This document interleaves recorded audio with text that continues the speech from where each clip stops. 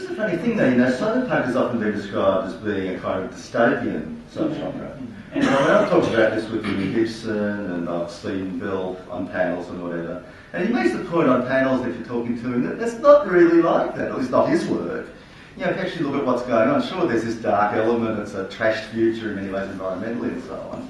But there's also a lot in it that's actually quite pleasant. There are aspects that you'd like to have.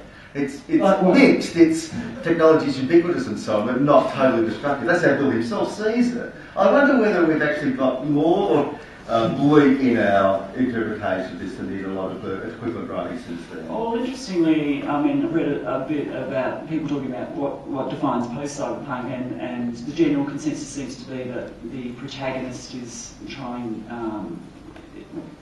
in cyberpunk, where the protagonist is actually dysfunctional and working against society, whereas in post-cyberpunk it's the opposite. Now, I don't know that I agree with that, but I don't know. What do you guys think? You just given me a great idea for a cyberpunk story titled The Salary Man. A guy in a suit working for a multinational. Yeah, well, that's not science fiction. They live in the real, that's just normal. But I suppose the thing is, Gibson would say that it was what was seen as this utopian world that goes back in time. That is really the dystopia. Right? Our concept of what is really the dystopia and what's really the utopia might not be as obvious as we think. I'm just saying safer to others. Throw that out there. Yeah, and the city thing, right? Let us remember that for much of human history, cities were actually population sinks. More people died in them than were born in them. Most people lived lives of grinding, back-breaking poverty in peasant rural economies to support cities. Cities only really began growing with the Industrial Revolution. About 2 years ago, we made a global demographic flip over to being primarily an urbanized species, as more than 50% of us now live in cities. Cities, for most of our history, have been aspirational places paved with gold that you wanted to go to get away from the back-breaking stoop agricultural labour. Cities are, to that extent, utopian aspirational projects. And when you have that measures of it, I think the cyberpunk is, if not actively dystopian, then is not squeaky clean. No, sure.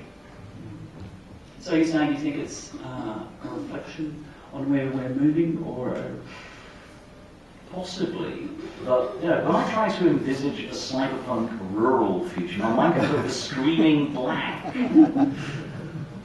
There's a challenge in that. Yeah. But you might think of a future where transnational corporations are in charge and things have gone wrong with, where they're forced out of the cities or something. I suppose I am being participating very recently read the wind-up bill here, where some of, that is set in the city, of course. Mm-hmm. So even there, that's not the case. I don't know. I think there's a possibility there, but I guess it depends on how we envisage our country. Yeah.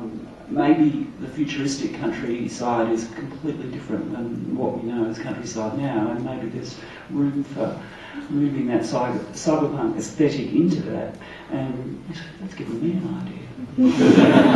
And there are things like cities in space too, back in that early cyberpunk stuff, in Sterling's work and so on. Look, anything more that we desperately have to say on the panel, because if not, I'm going to throw it to the audience. Here's your last chance. Throw it open for wider discussion, folks. There's only someone going twice. You're all silent, we all don't have to finish. Look, I have about 4 or 5 people in mind. There's a lot of people. There's someone up the back here that I had first. I know if it's... Yes. Well, you asked earlier what's the opposite to a city and cyberpunk, and I'm going to suggest a Hollywood movie. Is that Hollywood or Bollywood? Hollywood, the Indian film industry, and the Greek film industry from the 60s. Same thing. All about looking back to your wonderful rural past when you were still in the village. So the nostalgic pastoral idea might be opposite. Yeah. And cyberpunk, I think, is definitely the city view. It's not about the village you came from, it's about where you're going to. Yeah, actually, if you want an opposite to cyberpunk in those terms, it would have to be space operatic stuff of Napoleonic navies in space. Probably double-barreled named aristocrats commanding Napoleonic battleships. That's pretty nostalgic. Wielding swords. You wrote a book Yeah. like that, Charles? Pardon? You know someone who wrote a book like that? Actually, the best book like that is by Carl Schrader. It's called Son of Sons. It's the start of a series, and he's found an excuse to have wooden ships in space in a hard SF novel. Interesting. Just the going back to this thing about cyberpunk in the countryside. Isn't the countryside also suffering from future shock right now? We have massively mechanised and increasingly genetically engineered agriculture at the same time that the environmental, soil, water, etc. base of the thing is collapsing underneath us. The city is basically at war with the country now in terms of sort of watching who's pulling at the flow of resources. It gets weirder though, because there are some suggestions that cities could in principle be self-sufficient in terms of food cycles, depending on what we eat and how we produce it. You know, start putting really intensive hydroponic or agricultural systems on top of all our buildings. There are some projects working along these lines, urban farming systems, and sooner or later you get the cities that don't even need the countryside. There's a whole kind of list of cyberpunk flavoured movies that have got the move to the countryside at the end. Blade Runner, Brazil, no, that's problematic. Well, it depends what you see, the American or the British version. Right. So there's a whole range of getting out in the city, white flight narratives that seem to be going on in a lot of 80s science fiction films. And there's a sense in those that the country is as constructed as the city is. But a very interesting documentary came out a couple of years back called something like The Death of Detroit, which is the history of Detroit and the motor industry. And now they're kind of raising whole blocks in Detroit and turning them into fields to grow crops. So what? Hydroponic crops. No, just crops. Just crops. Yeah, if Could you John's just having rephrase trouble, it's like the a question war so we know zone. what you'd like us to say? Well, it's interesting to know that. It's kind of reminiscent. There's an article about, it's called In the Kingdom of Mao Bell. It was in Wired by Neil Stevenson.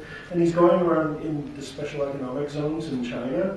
And, I mean, all of those people came from the countryside. It seems like what you're talking about is a nostalgic fleeing of the thing that we're all getting sucked into. I mean, There's a whole tradition in US fiction in particular of ending novels with someone lighting out to the territory, or I mean, you said in some examples at random. Huck Finn has an ending a bit like that.